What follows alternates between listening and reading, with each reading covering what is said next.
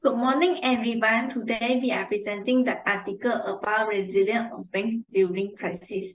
Our group members include Putra, Amanda, Jia and me, Ziyuan. Resilience refers to the ability of the banking to withstand and recover during the crisis. Resilience is not just about bouncing back to the status quo after a crisis, but also learning from challenges and adversity to emerge stronger than before. The objective of the resilience test are to test whether the bank can sustain through the crisis. Resilience test is test on the bank's liquidity, which related to Basel III, which ensure bank maintains an adequate level of readily available that can quickly and easily be converted into cash to meet any liquidity needs. This article highlights that the bank entered the pandemic with the strong capitalization and greater resilience that should be able to survive the crisis. This article provides the effect of the crisis, action, and imperative that the bank will need to pursue. Increase in the loan loss provision. The bank started to set aside more funds for potential loan loss. Bank also face credit loss because people are out of work and closing millions of businesses. These people and business are bank customers, and their inability to keep up with their obligation will be expected to increase personal and corporate costs. The 0% interest rate will be impacting the bank's profitability, which will reduce the bank revenue. Bank must enable newfound speed and agility, identifying the best part of their response to the crisis and finding ways to preserve them. By institutionalize the new decision-making pattern, focusing on the customer, modernizing data strategy, and reimagine the work for remote teams. Banks must fundamentally reinvent their business model to sustain a long winter of 0% interest rate and economic challenges, while also adopting the best new ideas from digital challenges. Banks must bring purpose to the force, especially the ESG consideration, and collaborate with the community that serve to recast their contract with the society. Next, I will pass it to Putra. Thank you, Ziyuan. Based on the summary of this article, Stress Testing Banks During COVID-19 by APRA, the banking system resilience is vital for financial stability in a bank, as adequate capital is key in withstanding financial stress. Stress testing assesses the entire banking system's resilience during adverse conditions, such as during the global financial crisis and more recently the pandemic. And the article has depicted that despite COVID-19 challenges, Australian banks remain well prepared for this adversity. The pandemic had overall severely impacted the bank's profits, but did not breach the capital requirements of the bank. Several ways APRA recommended for banks to adhere during this crisis is to offset the stress impact by using capital raising, and that banks should always have ongoing stress testing even during uncertain economic times, as the results would give an idea for banks' capital planning decisions. Next, the summary of another article, Bank Resilience During the COVID-19 Crisis, Evidence from China, where a study into non-performing loans, also known as NPL, ratios of Chinese banks was done. The article stated that despite reduced lending growth, NPL ratios significantly increased during the COVID-19 pandemic, where there is positive correlation between them, and that there was differentiated performance among bank categories, the Big Five, state-owned, domestic, and foreign banks, and that the Big Five, state-owned, and domestic banks had lower NPL ratios when compared to foreign banks.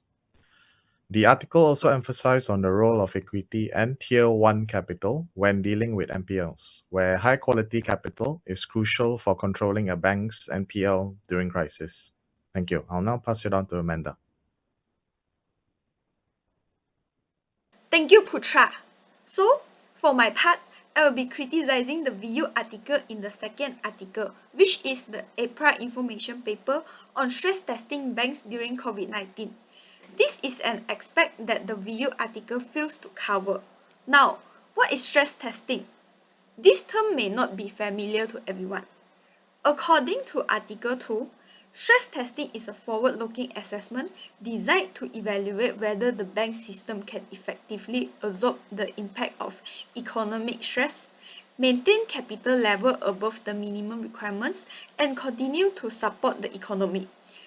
Furthermore, it serves as a crucial prudential toolkit for assisting banks in upholding financial safety and stability, particularly during challenging times such as those brought about by the COVID-19 crisis. Next, with the stress testing, banks are able to do comparison to prior stress test scenarios. Article 2 clearly pointed out the influence on GDP and unemployment rate since the global financial crisis. During the COVID-19 crisis, GDP drops up to 4% and unemployment rate rose up to 11%. The banking system absorbed the impact of economic stress, causing its substantial capital buffer to fall by 96 billion, exceeding minimum capital requirement. Even after consequences of this stress, the banking industry still remained well positioned to tolerance an additional 48 billion in economic disturbance before meeting minimum capital requirement. Furthermore, our Article 2 provides insight into substantial impact on bank profitability, provision for credit losses, risk-weighted asset, and the overall capital strength on the banking system. These factors are crucial indicators that were effectively highlighted through the analysis but were notable absent in the VU article. Thus, it is crucial for banks to not only focus on climate risk, implementing solutions to improve and thrive during crisis, but also to incorporate stress testing at every stage to their financial planning and risk management process. By integrating stress testing comprehensively, banks can fortify their financial resilience and ensure they are well prepared for whatever challenges lie ahead. Next, I'll pass the floor to my friend Jia. Thank you, Amanda. Next, I'll be talking about the critique of VU article with the Article 3. In the VU article, they did not address the NPL ratios, for example, like the average NPL ratio of Chinese commercial banks by the end of second quarter of 2020 was 1.94%, which is the highest since 2009, which is mentioned in Article 3 but not in the VU article. Also, the article did not address what is Tier 1 and Tier 2 capital is. Tier 1 capital is the primary capital of a bank and includes the highest quality of capital, also known as common equity, while Tier 2 capital is supplementary capital, which is harder to measure accurately and liquidate.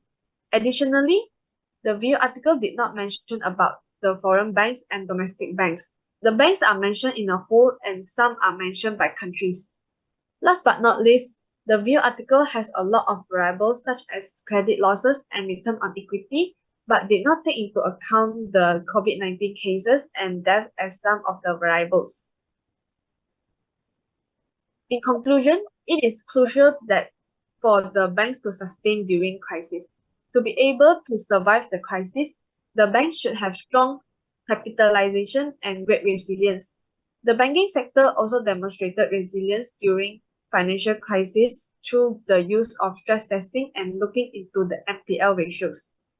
This crisis will guide the banks towards a more robust and adaptable future. This is our reference list, and thank you for listening.